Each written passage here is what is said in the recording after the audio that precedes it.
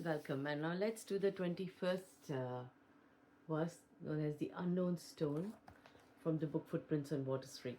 Now, in this story in verse, it's about an apparent monkey nut that seeks boundlessness in an apparent bound form.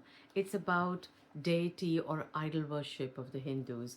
And this poem, or the story in verse, has a translation of the Song of Namdev, that which is from the Rajasthani manuscripts. So of course, similar songs have been found in other Guru Granth Sahib and other scriptures as well. It's about how boundlessness cannot be bound in form. It can appear as a form, but it cannot be bound in it.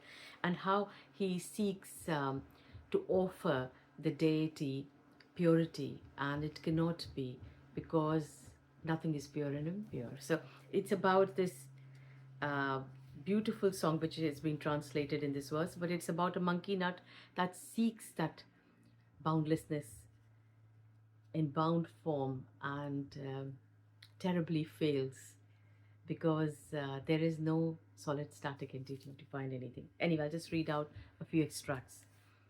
The unknown stone appeared in image of a stone, but it was living to atone. It wasn't cheerful, did not complain. It never judged, nor did it enchain, did not reward ethical acts, nor rebuked, nor valued any facts. It never spoke and did not bless, remained an unattached witness, complete in its absence, not contained, yet in prayer was acclaimed.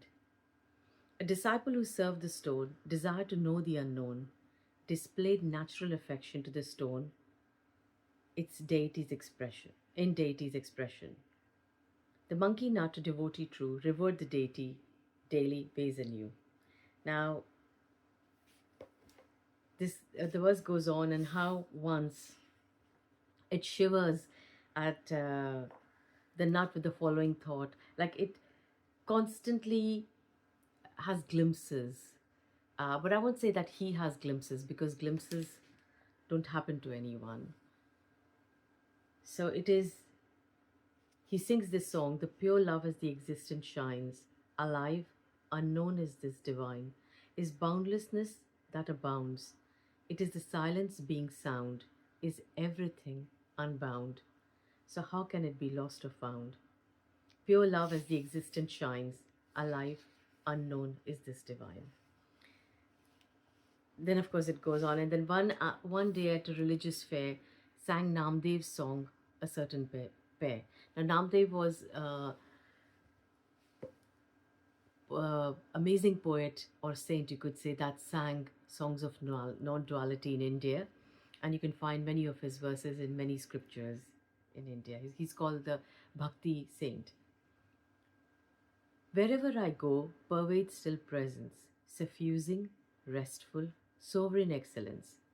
Got water in the pitcher to cleanse the deity's figure, but first the fish it did taste, its purity thus debased, and now it's impure in its hue, so I do not know what to do.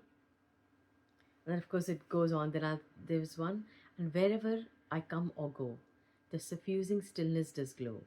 It alone is the illusion's veil, when Namdev's being did prevail, in the illusion ceasing presence, then remained the primal essence. Now he offers the deity food and flowers, thinking they'll be pure, and then realizes they're not. So basically it questions purity and impurity, or the play of apparent opposites. And he says, wherever I go, it is even the illusion ceasing presence. Anyway, now in this, the monkey nut, then again, there's a dance between apparent boundlessness and bound form. And this one I'd like to read. Recognized one is in appearance, an illusion or natural presence, is boundlessness seeming to be bound, yet formlessness thriving, unbound. At all times, each piece, every place, hinting there is no time, thing, or space, implying there's no separate divine to be confined in any shrine. Yet each image, its invitation, its prayer, oneness without a pair. To see, it alone does shine as each appearance, messy, fine, illusory the individual, yet an appearance natural. So non-volitional was his dance, complete was his existent dance, with no individual song, and nothing right or wrong. Simply stillness in seeming activity, finite form of formless infinity. Now there's just two more that I like to read. The nut, once full of anxiety, how illusion seems to appear. The nut, once full of anxiety, sobbed for hours on the irony of what seemed to occur, beyond the fatalistic stir, inveighed against the deity, and fought with full ferocity for not bestowing liberation, permanent fix from separation, for it felt like prohibition in the tavern, while he desired light in his cavern. Yet he did not receive a reply from the deity or any other ally. So it just shows that and once appeared immense gratitude, how gratitude and anxiety seem to apparently dance.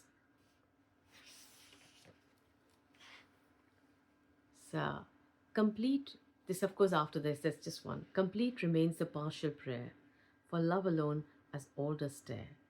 The nut continues to sway in the known and unknown play. So I won't give out more. So that is the extracts from the story in verse, The Untold Story.